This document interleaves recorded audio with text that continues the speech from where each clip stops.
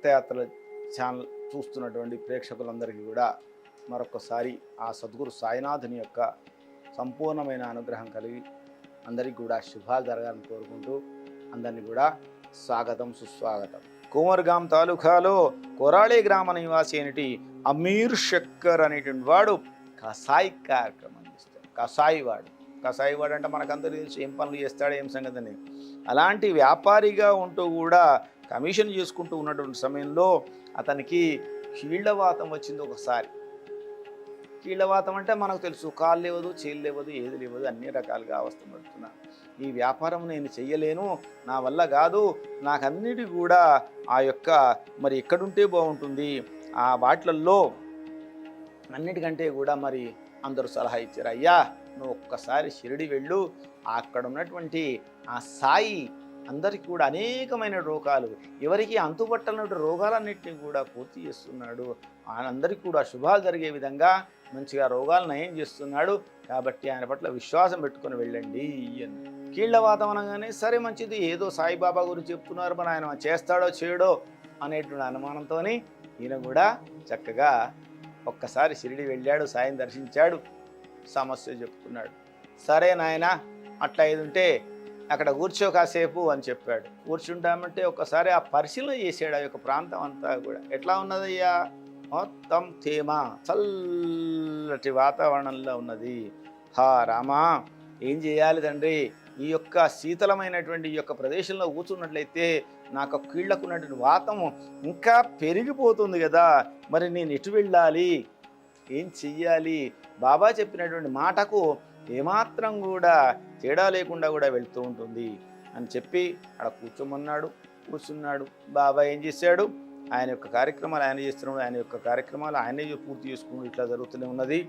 ఆ యొక్క అమీర్ షక్కరు అక్కడి నుంచి కదిలేది లేదు, వేరే చోటుకు పోయేది లేదు, ఉన్న దాంట్లో ఏదో రకమైనటువంటి విధానంగా చేస్తూ ఉన్నాడు. ఇక్కడ ఉంటే లాభం లేదయ్యా, ఈయన పూర్తి న్యాయం చేయడు, ఈయన ఏమి చేయడు అని చెప్పి బాబా పట్ల విరక్తి పొంది అక్కడి నుంచి ఒక రోజున పారిపోవడానికి ప్రయత్నం చేశాడు. పారిపోగానే అక్కడ కొంత దూరం పోగానే ఒక పుణ్యాత్ముడు కలిశాడు. ఆ పుణ్యాత్ముడు ఎట్లా ఉన్నాడు అంటే అదే సమయంలో వెళ్ళి ఆత్మహత్య చేసుకోవడానికి సిద్ధంగా ఉండి వెళ్ళాడు. ఆయన ఆత్మహత్య చేసుకున్నాడు. చూసగానే అక్కడికి సమీపంలో ఈయన ఉన్నాడు కాబట్టి అందరూ కూడా ఈయనను మాత్రమే దొంగ అని భావించేటువంటి హత్య చేశాడో ఏమిటో అనేటువంటిది. అయ్యరామచంద్ర అనుకుంటూ మళ్ళీ అక్కడి నుంచి పరిగెత్తుకుంటూ తన యొక్క యథాస్థానంలోకి వచ్చాడు. ఈ మధ్యకాలంలో అన్ని రకాలైనటువంటి సమస్యలు కూడా మనం కూడా చూసాం. అలాంటి దాంట్లోనే బాబా ఆజ్ఞ లేకుండా ఎవరైనా సరే షిరిడికి రావడం కుదరదు, వచ్చిన తర్వాత ఆయన ఆజ్ఞ లేకుండా షిరిడిని విడిచి వెళ్ళడానికి కూడా ఆస్కారం ఉండదనడానికే ఈ యొక్క తప్పు. కాబట్టి ఎప్పుడైనా సరే బాబా యొక్క నామస్మరణ చేసుకుంటూ ఉన్నట్లయితే ఏదో రకమైనటువంటి విధంగా చాకచక్యంగా చతురాత్తో కూడా ఇది ఆయన అన్ని రకాలైన వీధి బాధలను కూడా తగ్గిస్తాడు. ఆ తర్వాత రకరకాలుగా చూసినట్లయితే మంచి కార్యక్రమం కూడా చేసుకున్నది మనం చూసుకోవచ్చును. కాబట్టి ప్రతి ఒక్క సమయంలో ఆయన యొక్క రోగమంతా కూడా మాయమైపోయింది. సాయి నామస్మరణ చేసుకుంటూనే ఆ యొక్క మందు లేదు, మాకు లేదు, ఏమీ లేకుండా కూడా మనం గమనించవచ్చును. కాబట్టి ఇలాంటి కథలు అనేకంగా కూడా మనము చెప్పడానికి ఆస్కారం ఉన్నటువంటి కథలు ఎన్నో ఉన్నాయి. ఎన్నో రకాల అనుభవాలు మనం గమనించవచ్చును. కాబట్టి ఆ సాయి యొక్క అనుగ్రహానికి పొందడానికి ఏమీ అవసరం లేదు. ఏం కావాలయ్యా, సాయి యొక్క నామస్మరణ, సాయి యొక్క సత్సంగము, సాయి సమాజ సేవ చేయమన్నాడు. కల్మషం లేనటువంటి సమాజ సేవ చేయాలి. సమాజ సేవ చేసినప్పుడు ఎవరైనా కూడా ఎవరికి తోచిన విధంగా వాళ్ళకి చేయాలి. మోసం, కుటిలము, అసూయ, ద్వేషము, ఆడంబరము ఇవన్నిటికి కూడా స్వస్తి చెప్పినటువంటి వాడు మాత్రమే నిజమైనటువంటి సాయి భక్తుడు. కాబట్టి ఆ అనుభవాలను కూడా దృష్టిలో పెట్టుకొని చక్కటి సేవాగుణాన్ని కలిగి ఉండడమే నిజమైన సాయితత్వము. సాయిలో శ్రద్ధ సబూరి, ఆ శ్రద్ధ సబూరి మనము చక్కగా అనేక విధాలుగా కూడా గమనిస్తూ ఉంటాం. దానిలోని భాగంగానే అనేక విధాలుగా సాయి యొక్క ఆజ్ఞతో మాత్రమే అనేకమైన విధానాలు కూడా ఉన్నాయి. కాబట్టి ప్రతి ఒక్కళ్ళు కూడా ఉన్నటువంటి నీ యొక్క ధర్మాన్ని పాటించమంటాడు. బ్రాహ్మణ ధర్మాన్ని పాటించడానికి బ్రాహ్మణ యొక్క అయ్యా మరి సాయి అంటే పూర్తిగా ముస్లిమా, ఫకీరా, బ్రాహ్మణ, హిందువా, ఇట్లా రకరకాలైనటువంటి అభిప్రాయ భేదాలు కలిగినటువంటి వాళ్ళు ముందుగా ఆయనను గురువుగా భావించండి. ఒక చిన్న సవరణ ఏమిటయ్యా, మీ యొక్క పాఠశాలలో 6 రకాలైనటువంటి బోధనలు జరుగుతాయి. తెలుగు, హిందీ, ఆంగ్లము, సామాన్య, భౌతిక శాస్త్రం, ఇట్లా రకరకాల గణితంతో సహా 6 రకాలైన బోధనలు జరుగుతాయి. 6గురికి 6 రకాల గురువులు వస్తారు. 6 రకాల గురువులైనా అందరూ గురువులే కదా, చక్కటి విద్యాబోధన చేయడానికి వచ్చేటువంటి వాళ్ళు.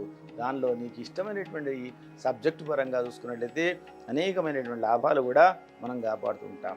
ఇదే విధానంలో ఒక్కసారి అనేక విధాలుగా గమనించినట్లయితే ఒకసారి ఈ మధ్యకాలంలో ఒక గమ్మత్తుగా జరిగినటువంటి అంశం ఉల్లిపాయ కార్యక్రమం.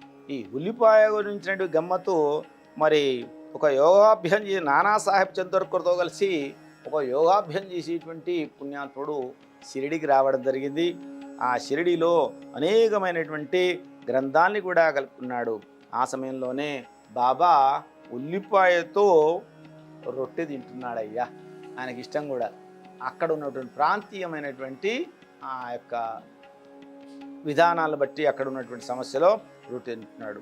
ఆ సమయంలో మరి ఏమిటి అప్పుడు నానాసాహెబ్ చిచి ఈ సాయిబాబా ఏమిటి రొట్టె తింటున్నది నిజమే కానీ ఉల్లిపాయ తింటాడా, ఎక్కడన్నా బ్రాహ్మణత్వం లేదు, ఏమీ లేదు అని వీళ్ళు అనుకుంటున్నారు. అప్పుడు మన మనసులో ఉండేటువంటి గొప్పతనాన్ని, మన మనసులో ఉండేటువంటి ఆలోచనలన్నీ కూడా అలిగేటువంటి వాడు ఆ యొక్క సద్గురు సాయినాథుడు. అందుకనే పక్క ఉన్న వాళ్ళకి చెప్తున్నారు, నానా ఈ రోజున ఉల్లిపాయ ఎవరైతే జీర్ణించుకునే శక్తి ఉంటుందో వాళ్ళు మాత్రమే తినాలి. అంతే మరి, అంతేగాని ఎవరు పడతాడంటే ఆశ్చర్యపోయారు. వెంటనే బాబా యొక్క పాదాల మీద పడ్డారు.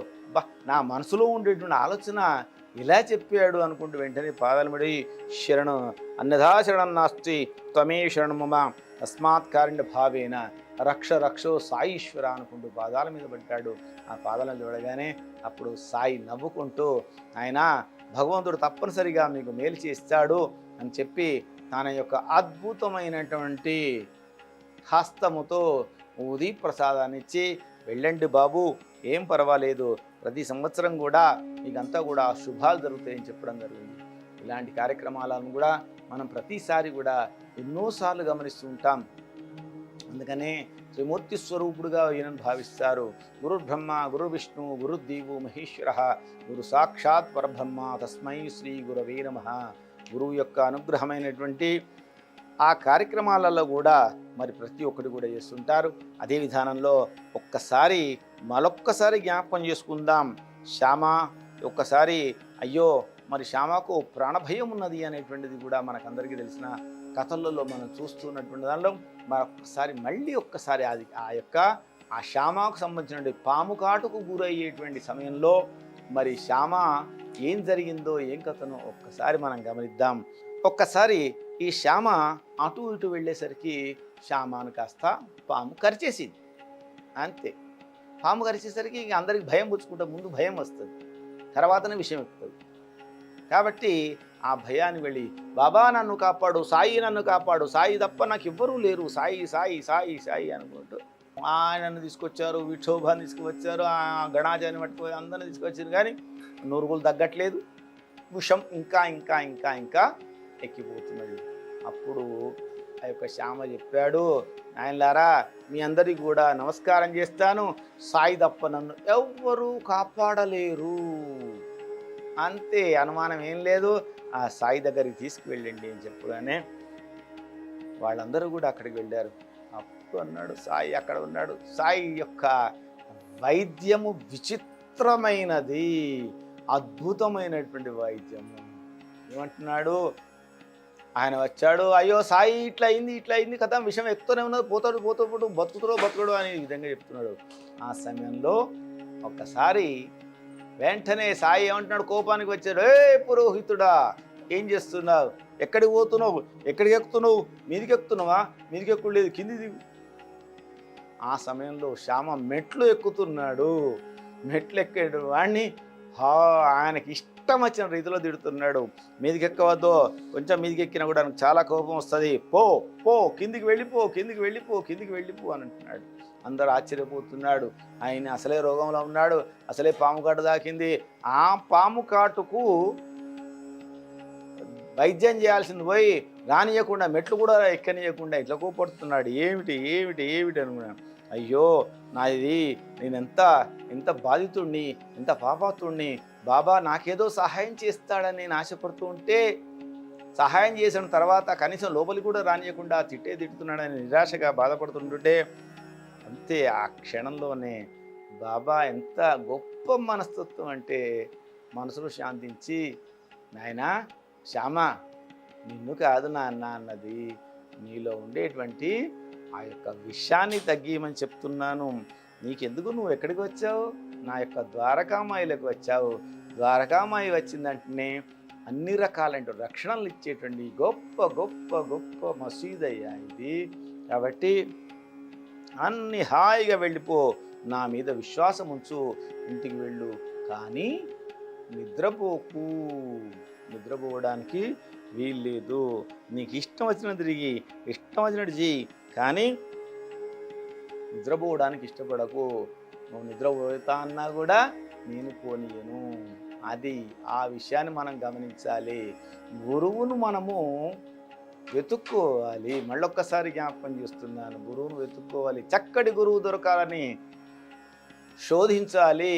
ఎక్కడైతే గురువు మనకు అద్భుతంగా దొరుకుతాడో, ఆ తర్వాత ఆ గురువు మనల్ని గనక ప్రసన్నమయ్యాడు అనుకోండి, ఇక మన జీవితం కాదు, మన తరాలు, మన యొక్క కుటుంబంలో ఉండే ప్రతి తరం కూడా అనేకమైనటువంటి శుభాలు పొందుతుంది.